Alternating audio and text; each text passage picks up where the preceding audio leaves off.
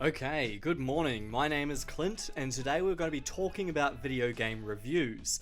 Specifically, how it seems like every single Atlus JRPG released is compared to their most popular title, Persona 5. Is there enough nuance between Persona and Atlus's other franchises that we shouldn't discuss Persona 5 in the same breath as, say, Shin Megami Tensei 5 or Soul Hackers? Is it even fair to judge Shin Megami Tensei 5 on what Persona 5 did? Should you compare every single Atlus game to Persona 5? It's kind of like comparing every open world game to Breath of the Wild, every platformer to Mario Odyssey, every painting to the Mona Lisa. Does this actually help or add to the review of a game that appears to be attempting to be something different, both in namesake and style? Different games, unsurprisingly, have different aims and different goals, different ambitions. And I believe that this is what we should be reviewing a game on. Did this thing do what it was trying to do? Is this the best version of what it is trying to be? I would argue that any premise, any idea can work. You shouldn't judge Transformers as an example for being a movie about robots that turn into cars. You can make any batshit insane concept work. It's not a bad movie because the premise is insane, it's a bad movie because it doesn't reach the potential of that idea. So let's look at two Atlus games, Persona 5 and Shin Megami Tensei 5. Both games fit into the same overarching genre, Japanese role-playing games. Notice how the genre itself is already incredibly vague. Japanese role-playing game. It's Japanese, and it's role-playing. It's not exactly that specific. So already, both games are being painted with the same wide brush. They are being put into the same genre as Final Fantasy, Xenoblade, and Dragon Quest, which are all wildly different games. So what separates Persona 5 and Shin Megami Tensei 5? They both have the same monsters, they both have similar turn-based combat, and they both feature a narrative of sorts. They're made by the same company. Persona originally was even a spin-off of Shin Megami Tensei. So there is obviously a lot of stuff to compare here. But what separates these titles significantly is their aim, the core experience that they are crafting. If you ask what Persona is trying to do versus what Shin Megami Tensei is trying to do, you will have a very different answer. Persona uses lifestyle sim elements mixed with turn-based dungeon exploration to form its experience. One element cannot be separated from the other as they each feed into each other's gameplay loops. The combat exists in Persona to serve its narrative, while Shin Megami Tensei is a hardcore JRPG focused almost entirely on its combat systems, crafting a more difficult experience to encourage the player to fully understand and abuse its systems to survive. Any narrative in Shin Megami Tensei is there to serve its combat and not the other way around. So we have Persona 5 as a narrative-driven experience and Shin Megami Tensei 5 as a gameplay-driven experience. Two games with two very different goals that are nonetheless compared to each other constantly. So what are some good reasons to compare the two titles? Well, games often live and die by their expectations. A good game can quickly become a bad game in the eyes of the gamer if they expected that game to be the best thing ever.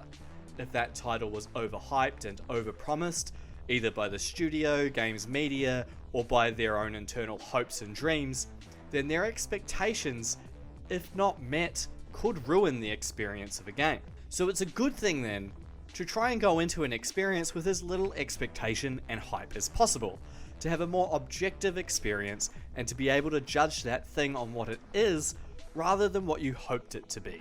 With that in mind, it may be a good thing to let Persona 5 fans know that Shin Megami Tensei is different, that despite the surface level similarities, these games are different experiences.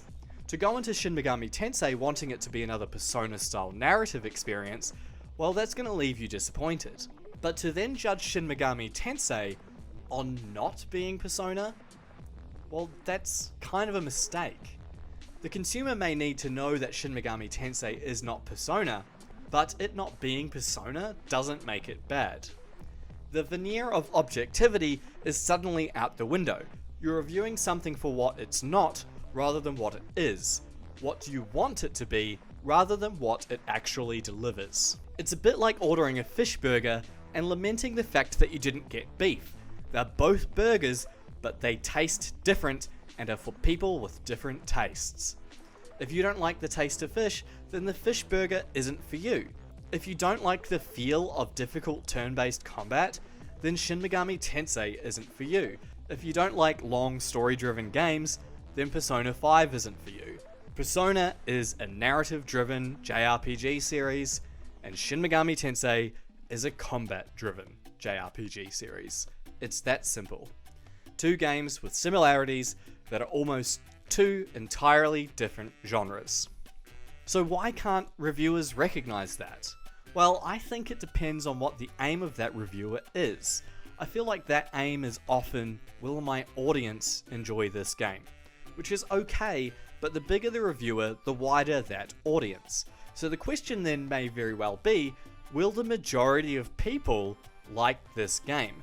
And judging a very specific, unique experience on how many people will enjoy it, rather than if it achieves what it's setting out to do, well, that doesn't exactly sit right in my mind.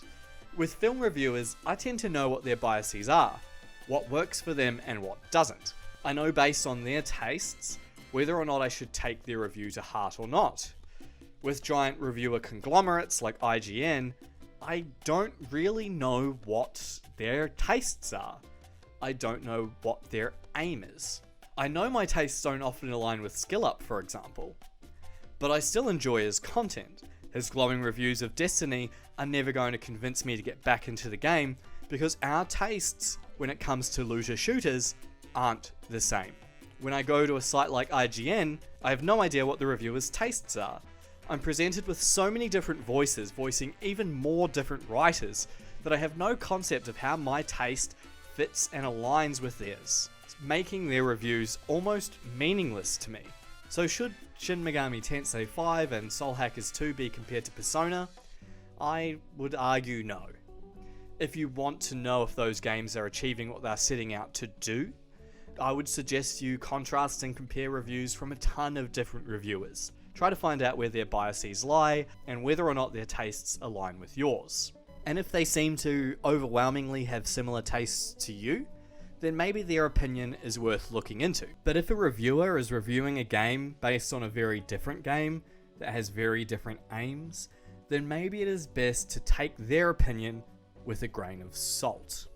So should every Atlus game be compared to Persona 5? Well, I don't think so. I think if you're going to do that, you're going to miss out on some very different and very interesting experiences that Atlus is producing. And not every game has to aim for the same things that Persona 5 does. If you look at something like Shin Megami Tensei, what it delivers is very different, but it is also a really good game and really worth your time. So yeah, try not to take that sort of criticism to heart. It's not Persona 5, and maybe that's a good thing. Maybe it's good to have different experiences. Maybe it's good to venture out there and try something different. Maybe it's good for a company to make different things.